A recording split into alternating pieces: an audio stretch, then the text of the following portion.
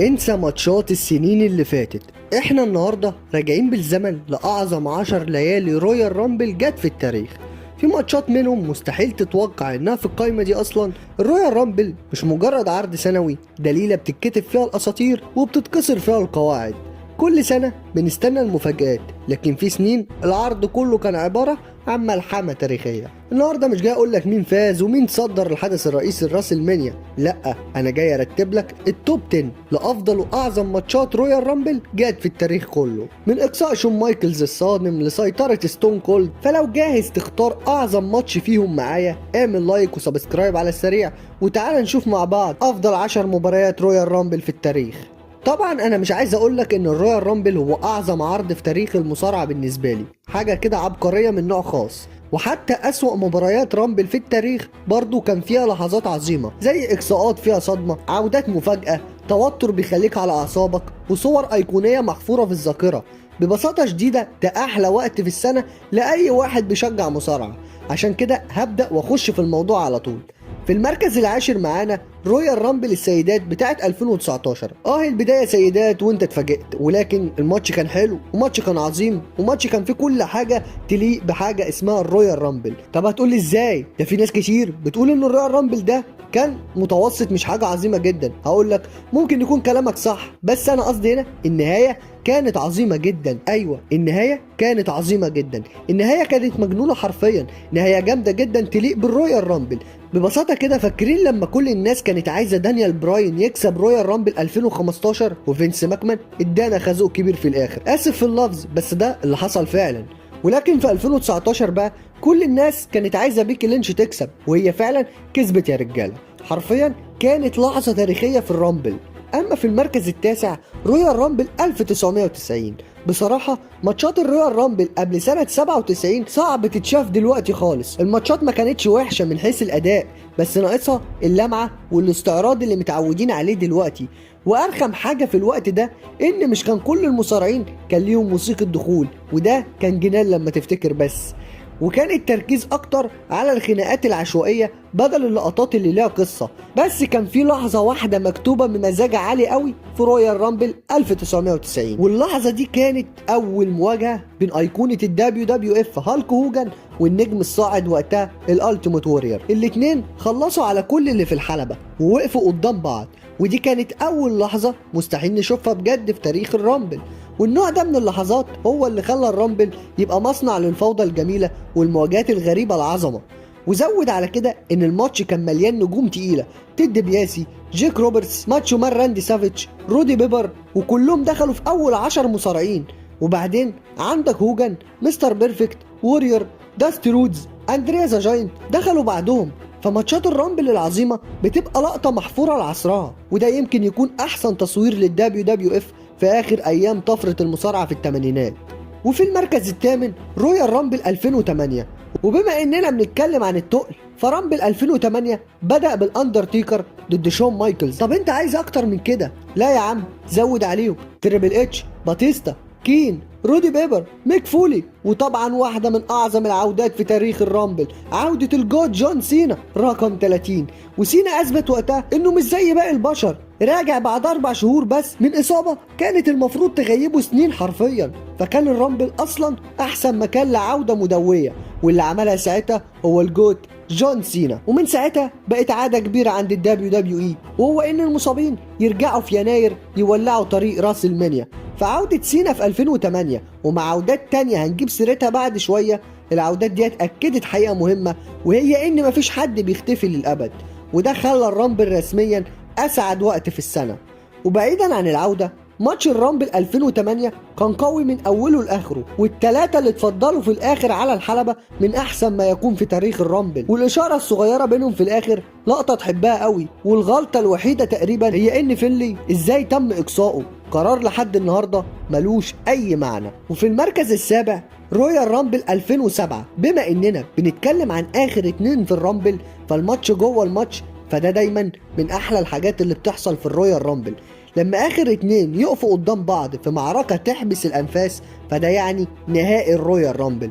شفنا مواجهات اخيره عظيمه على مر السنين، سي ام بانك وكودي رودز 2024 وكان ماتش هايل، جيريكو وشيماس في 2012 وكان ماتش هايل، لحد ما الدبليو دبليو اي خدوا القرار الغلط وخسروا الواي 2 جي. وكمان كان عندك مواجهه سينا وباتيستا في 2005 اللي كانت مواجهه ايقونيه، بس الاعظم على الاطلاق من غير اي نقاش شون مايكلز ضد الاندرتيكر كاخر اتنين في الرويال رامبل 2007. الاتش بي كي بيعمل الكيب اب، تيكر بيقعد فجأة زي أفلام الرعب، وبعدين تقريبا 10 دقايق من عرض تشويقي للي هيحصل في راس المنيا بعد كده بسنتين. اللحظة ديت كانت خاصة جدا وقتها، لأن تيكر كان بقاله سنين في سماك داون وشون مايكلز في عرض الرو، فما شفناش الاتنين في نفس الحلبة من ماتش التابوت بينهم في رويال رامبل قبلها بحوالي 10 سنين كاملة، والاتنين أصلا كانوا رايحين على ماتشات ألقاب في راس المنيا. فبجد كانت محيرة جدا مين اللي هيكسب. كل كاونتر، كل حركة تقيلة كانت بتخلي الجمهور على أعصابه. أما باقي ماتش الرامبل كان كويس، وده كان أول رامبل يضم الإي سي دبليو كبراند مستقل، واللي طلع منه واحد من أعظم الإقصاءات في التاريخ. سابه وهو بيتخنق ويترمي على ترابيزة. ذا جريت كالي كان سايبها فوضى شوية وده كان عك، بس لما تيكر خرجه لوحده كانت لقطة عبقرية. وفي المركز السادس رويال رامبل الرجالة 2020. أو كده دخلنا رسمي في أرض ماتشات الرامبل التقيلة بقى، واحدة من أحسن القصص اللي اتحكت في تاريخ الرويال رامبل. بروك ليزنر دخل رقم واحد مع إنه أصلا كان بطل العالم، واللي حصل بعد كده عرض فردي من راجل واحد. بروك بيدمر نص الرامبل لوحده، اسكواش ماتشات موجود، عودات ممتعة موجود، وحش كبير موجود، واندر دوجز بيتجمعوا مع بعض عشان يوقفوه حاضر. كل ده كان موجود، كل حاجة كانت بتحصل حوالين بروك ليزنر اللي محدش كان قادر عليه حرفيا، لحد ما الموضوع بدأ يبقى سخيف شوية، ودرو ماكنتاير طيره بكليمور وطلعه بره الحلبة، وخد لحظة عظيمة جدا كانت تحفة. قصة كبيرة اتحكت بإتقان كبير، حاجة مختلفة فعلا بعد عشرات السنين من تاريخ الرويال رامبل، ونجم جديد اتصنع في اللحظة ديت، وإيدج كمان رجع، فكان عرض عظيم بجد. وفي المركز الخامس رويال رامبل 92. وبما اننا بنتكلم عن القصص الكبيرة، فالسنين الاولى للرامبل كانت ممتعة جدا، لانك شايف الشركة وهي بتكتشف تعمل ايه بالفكرة الجديدة ديت. اول مرة نجوم كبار يتحطوا مع بعض بطرق غريبة، اول مرة يفهموا انهم يقدروا يجهزوا المين ايفنت بتاع راس المنيا عن طريق ان الفايز يروح ينافس على اللقب. وفي 1992 اول مرة يبنوا الرامبل كله حوالين رحلة شخص واحد. رامبل 92 محبوب جدا لانه كان قصة متنظمة مش عشوائية، قصة كبيرة اتحكت في الاساس عن طريق ريك فلير وبوبي ذا براين هينان. ريك فلير كان لسه جاي الشركة من شهور، دخل الرامبل رقم 3 وكمل للنهاية، قعد ساعة كاملة داخل الحلبة بأي طريقة، وهينان على التعليق مش مبطل صياح ان الدنيا مش عادلة لفلير. وفي الاخر ريك فلير بيكسب الرامبل وبيكسب بطولة الدبليو دبليو اف كمان. فالفكرة نفسها لحد دلوقتي مجنونة. فينس بيدي لقبه الأكبر لأسطورة اتبنت في شركة منافسة، ويحكي له قصة بطل ملحمي في الطريق. من غير القصة ديت الماتش كان هيبقى عادي، في اسماء كويسة زي راندي سافيج، هوجان، ورودي بيبر، بس المتعة الحقيقية كانت في التفاعل مع ريك فلير. يساعدوه هنان يمدحهم بجنون، يضربوه هنان ينهار عند الحلبة. رامبل قديم ومتلخبط شوية بس لسه ممتع لحد النهاردة بجد. وفي المركز الرابع رويال رامبل 2002.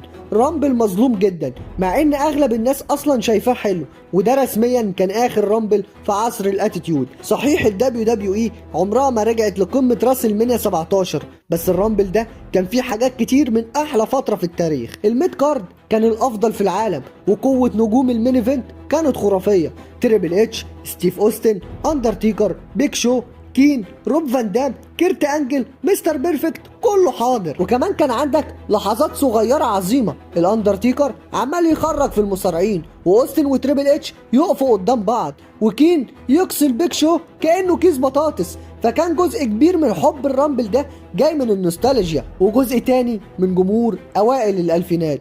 فرويال رامبل 2002 كان رامبل مكتوب بشكل حلو قوي ومفاجئ ومضحك ومثير وكل حاجة للصبح، حتى لو الفايز كان متوقع سنة صغيرة. وفي المركز الثالث رويال رامبل 2010. دلوقتي دخلنا رسمي في مستوى العظمة. رامبل 2010 حرفيا رامبل كان مليان بالنجوم: باتيستا، جيريكو، تريبل اتش، ايدج، سي ام بانك، سينا، بيج شو، كين، شون مايكلز. وبما اننا جبنا سيرة الاتش بي كي فلازم نقول انه كان عامل رامبل عظيم جدا، داخل كمرشح اول وكان مهووس بقصة الاندرتيكر وكمان بيقصي تريبل اتش، وبعدين بيتم اقصائه بشكل صادم على ايد باتيستا، وده ودانا لاعظم نوبة غضب في التاريخ. وكمان في الماتش ده جيريكو تم اقصائه على ايد ايدج. فكل ده بيخلي الرامبل ده فيه كل اللي مفروض اي رويال رامبل يكون موجود فيه: عودات، صدمات، تطورات قصصية، تأثيرات ضخمة على راسل مانيا، ومساحة مميزة لنجوم الميد كارد يلمعوا ببوكينج غريب بس ذكي. بصراحة كان شغل جامد من الكل وليلة عظيمة بكل المقاييس. وفي المركز الثاني رويال رامبل 2001. عارف انت مستغرب وهتقولي ازاي ده مش رقم واحد، مع ان الماتش ده اصلا بالنسبة لي هو افضل ماتش رامبل في التاريخ لاني بستمتع بيه جدا، بس لازم اعترف ان في واحد احسن منه، بس ده ما يقللش منه خالص عشان ببساطة الماتش ده كان كامل من كله. عندك 5 ممكن يكسبوا بجد: كين، اندرتيكر، راكيشي، ذا روك، وستون كولد. وشفنا فقرة الهارد كور العظيمة اللي حصلت، ولقطة درو كاري وهو بيعرض فلوس على كين ولسه بتضحكني لحد النهاردة. وكمان تيكر وكين فريق واحد، وتريبل اتش واوستن والروك بيولعوا الدنيا، والجمهور كان مجنون رسمي. فمفيش لحظة فاضية تقريبا، جرعة عظيمة من كل حاجة بنحبها في الرامبل، واحدة من اكتر الحاجات اللي بحبها في تاريخ المصارعة. بس رغم كل ده كان في رامبل احسن من دي وتتحط في المركز الاول، وهي رويال رامبل الرجالة 2018، لان الماتش ده شفنا فيه اللحظة اللي شينسكي ناكامورا اقصى فيها رومان رينز وكسب الرامبل.